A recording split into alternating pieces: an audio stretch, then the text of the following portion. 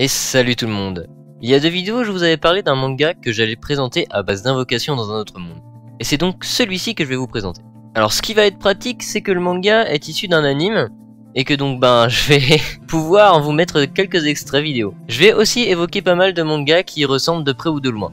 Du coup, j'y pense en écrivant cette présentation, mais si l'envie m'en prend, il n'est pas impossible que je fasse une vidéo sur le style de manga sur la réincarnation ou l'invocation dans un autre monde, vu qu'il y en a un paquet depuis quelques années. Bref, après cette longue intro, je passe à la présentation du manga. Alors, le manga dont nous allons parler aujourd'hui est un manga du nom de Arifureta, de 0 à Hero.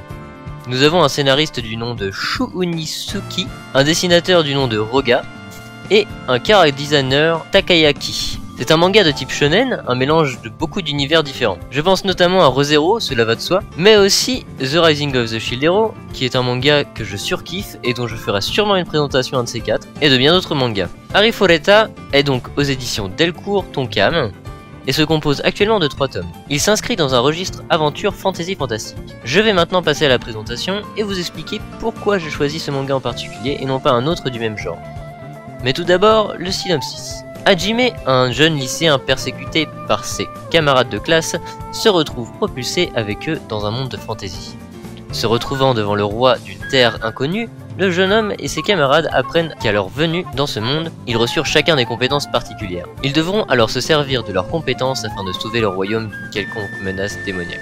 Malheureusement, Hajime, étant plutôt faible dans son propre monde, ne reçoit que des compétences d'artisan. Néanmoins, une de ses compétences l'intrigue, synergiste. Ne comprenant pas encore comment celle-ci fonctionne, il est entraîné dans un donjon avec son groupe afin de s'améliorer. Ils avancent progressivement quand tout d'un coup l'un d'eux tente d'arracher une pierre sortant d'un mur.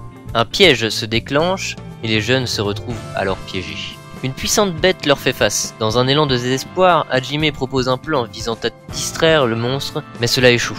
Hajime, grièvement blessé, tombe dans un trou et se retrouve plusieurs étages plus bas, laissé pour mort par ses camarades. Mais le calvaire ne s'arrête pas là.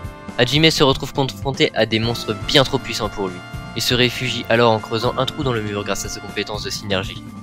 Il passera beaucoup de temps dans la solitude et le désespoir dans ce trou, qui lui sert d'abri. Un coup du destin fit qu'il se retrouva pile en dessous d'une pierre avec des vertus de guérison, qui le maintenuent en vie. Bouillant de rage et fondu dans le désespoir de le plus total, il se fabriqua une arme avec laquelle il se décida à aller tuer son premier ennemi, un lapin redoutable possédant une grande vitesse. Venant à bout du lapin, il décida alors de le manger, mais son goût était infect. Néanmoins, en mangeant son ennemi, il acquit ses compétences. Il comprit alors comment sa compétence fonctionnait. Il pouvait désormais essayer de sortir de ce donjon maudit dans lequel il avait perdu beaucoup de temps. Il se mit en route, tuant et ingurgitant toutes les créatures qu'il croisait. Il acquit alors une force surnaturelle, mais une porte se dessinait à l'horizon. Qu'allait-il y découvrir? Eh bien voilà, en écrivant ce synopsis, je me suis rendu compte que j'ai fait un résumé du tome 1 intégralement. Mais bon, disons que comme ça, vous avez un aperçu plus large du manga. Et surtout, je vais pouvoir le comparer à d'autres du même genre. Alors la raison pour laquelle je l'ai choisi, c'est surtout parce que je trouve une petite pointe d'originalité dans ce manga que je n'ai pas vu dans d'autres, comme le manga « Je suis un assassin et je surpasse le héros ». Après, je pense que c'est surtout une question de goût. Mais c'est vrai que rien que de tête, je peux citer 5-6 mangas avec des réincarnations ou encore des invocations dans un autre monde qui se ressemblent fortement. J'ai déjà cité The Rising of the Shield Hero, et je suis un assassin, et je surpasse le héros. Mais je pourrais aussi citer Moi quand je me réincarne en slime, dans lequel le héros absorbe les compétences des objets / monstres qu'il mange, ou Remonster, où c'est un gobelin mais qui utilise les mêmes principes. Je pense aussi à So I Am a Spider, So What, qui lui apporte une touche d'originalité parce que c'est assez hilarant je trouve, mais quand elle mange des monstres, elle gagne des résistances en conséquence. À cela j'ajouterai Hero Skills, achat en ligne, qui est aussi original, et pour le coup on s'éloigne quand même un peu du thème de héros parce qu'en réalité c'est un paysan dans un monde de RPG, avec pour seul pouvoir de faire des achats en ligne, du coup c'est moins singulier, dirons-nous. Enfin voilà, j'ai lu tous les mangas que je viens de citer, et le premier que je voulais présenter c'est celui-ci, parce que je le trouve tout simplement plus rapide que les autres. Le héros est déjà très fort à la fin du premier manga. Et en ça, eh bien, je pense que c'est beaucoup mieux. Après, je dis pas, c'est bien de faire progresser les héros petit à petit, comme dans My Hero Academia par exemple. Parce que je pense que sinon, le manga n'aurait pas eu le succès qu'il a. Et surtout, ne pas faire comme One Punch Man, parce que pour un sujet aussi dark, je ne suis pas sûr que ce serait passé. One Punch Man est basé sur l'humour en quelque sorte, donc ça passe si les méchants meurent en un coup. Bon alors, pour revenir au manga, je disais donc que j'ai beaucoup aimé son évolution rapide, mais ce n'est pas tout. J'ai aussi trouvé la diversité des ennemis logique et plus réfléchie que d'habitude.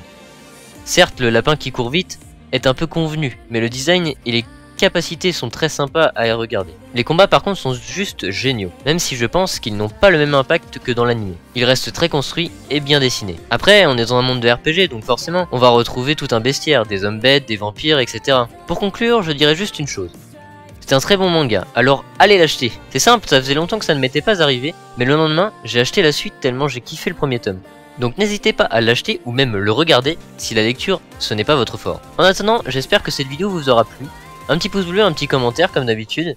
N'hésitez pas à me rejoindre sur les réseaux sociaux en description et sur mon site internet sur lequel j'essaierai de mettre les présentations en exclu avant la vidéo. Voilà, allez tchuss les petits lamas.